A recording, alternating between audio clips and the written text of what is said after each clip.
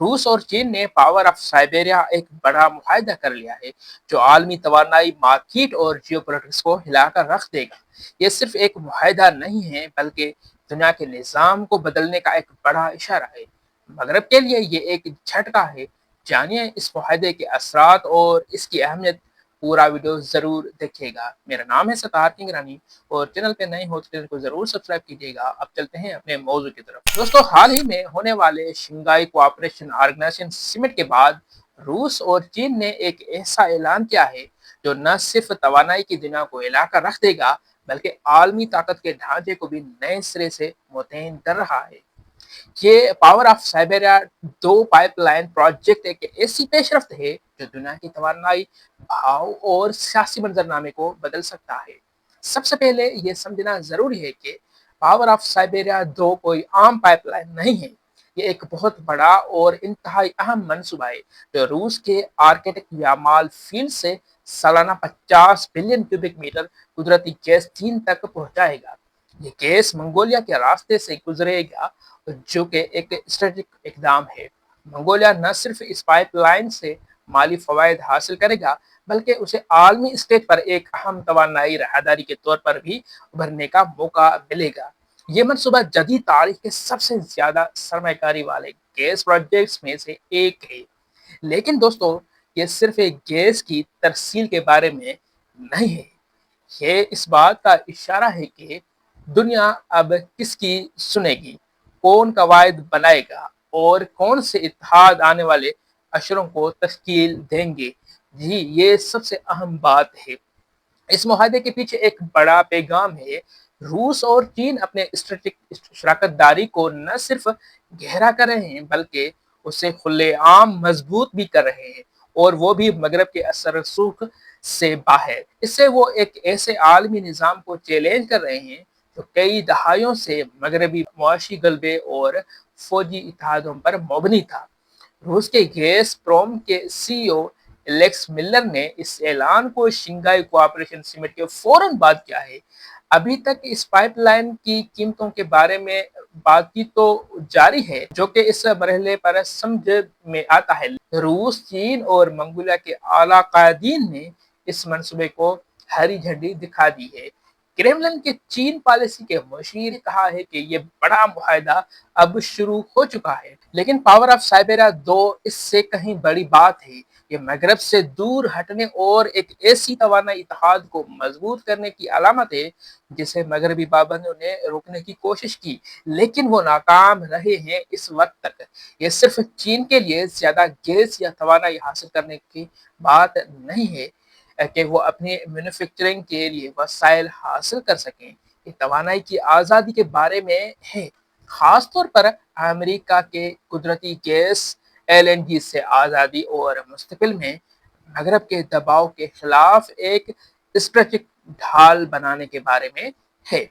चीन जो दुनिया का सबसे बड़ा तवानाई सारिफ और मैन्युफैक्चर है, इस पाइपलाइन से लचक, अख्तियारात और सबसे अहम बात तवानाई की दुनिया में ताकत हासिल करता है।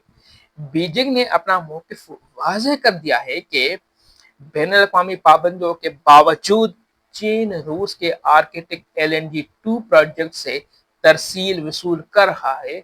उसने मगरबी दबाव को नजरअंदाज कर दिया है और अपनी राह पर गामजन रहने की सलाहियत का ऐलान भी किया है। दूसरे लफ्जों में चीन एक खुद मुख्तियार मुल्क है, कोई कठपुतली नहीं है दोस्तों। मगरबी पाबंदियों, जिनमें बुनियादी और सानवी पाबंदियां शामिल हैं, उन्होंने रूस की मौशत को मफलूज करने की कोशिश की। लेकिन अगर हम अदाद और शुमार देखें तो 2030 में रूस और चीन के दरमियान तजारत तकरीबन $240 बिलियन तक जा पहुंची और ये मुसलसल बढ़ रही है। ये तजारत तवानाई, टेक्नोलॉजी, मैन्युफैक्चरिंग और दवासाजी और दीगर शोबों में फैल रही है। चीन अब रूस का सबसे बड़ा तिजारती पार्टनर बन चुका है, खाम तेल और पाइपलाइन गैस का सबसे बड़ा खरीदार, कोयले का दूसरा सबसे बड़ा खरीदार और रूस की एलएनजी का तीसरा सबसे बड़ा खरीदार हो चुका है। अगरचे दोनों ममालिक के बाहमी इन्हिसार गुज़िश्ता कुछ सालों में बढ़ा है, लेकिन ये उनके एजेंडे के लिए बहुत अच्छा काम कर रहा है। ان اعداد و شمار کے پیچھے ایک طاقتور سیاسی اشارہ بھی ہے، ایک سیاسی پیغام بھی ہے۔ ماسکو اور بیجنگ کے درمیان معاشی اور توانائی کے رشتے پہلے سے کہیں زیادہ مضبوط ہو رہے ہیں اور اب یہ ادارہ جاتی شکل اختیار کر چکے ہیں۔ ولادیمیر پوتن کے چین کے دورے کے دوران 22 معاہدوں پر دستخط کیے گئے ہیں دوستوں، جن میں گیس پروم اور چائنا نیشنل پیٹرولیم کارپوریشن کے درمیان ایک اسٹریٹجک تعاون کا معاہدہ بھی شامل ہے۔ اگرچہ تفصیلات ابھی سامنے نہیں آئی، لیکن علامت بالکل واضح ہے۔ یہ توانائی اتحاد اس وقت مضبوط ہو رہا ہے جب روس یورپی گیس مارکیٹ میں اپنی غالب پوزیشن کھو چکا ہے، جو کہ یورپی یونین اور امریکی پابندیوں کا نتیجہ ہے۔ کرملن نے مشرق کی طرف رخ کیا اور اسے ایک ایسا پارٹنر مل گیا ہے جو اس کے ساتھ تعاون کے لیے تیار ہے۔ یہ مشرقی رخ روس کے حق میں کام کر رہا ہے اور اس نے نہ صرف معاشی بلکہ سیکیورٹی اور انسانی بنیادوں پر بھی اقدامات کو بھی آگے بڑھایا ہے، جیسے کہ ثقافتی تبادلے جو کہ ممالک کے درمیان وسیع تر تعلقات کی بنیاد ہوتے ہیں۔ پوٹن اور شی جن پنگ کے لیے یہ شراکت داری صرف معاشی نہیں بلکہ ذاتی اور نظریاتی بھی ہے۔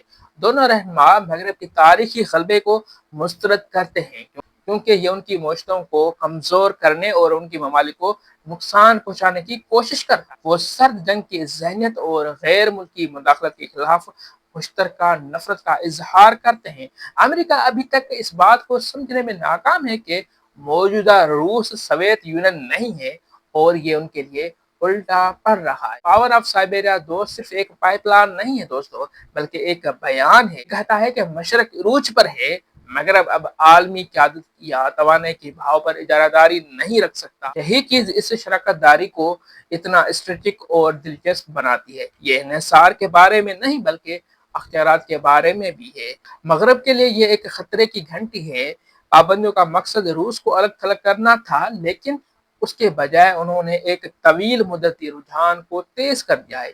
چین اور روس کے گرد ایک متبادل معاشی اور توانائی محور کا ابھرنا یہ واشنگٹن کا بدترین خواب ہے۔ تو اس وقت کے لیے یہی، ملتے ہیں کسی دوسری ویڈیو میں۔ اللہ حافظ۔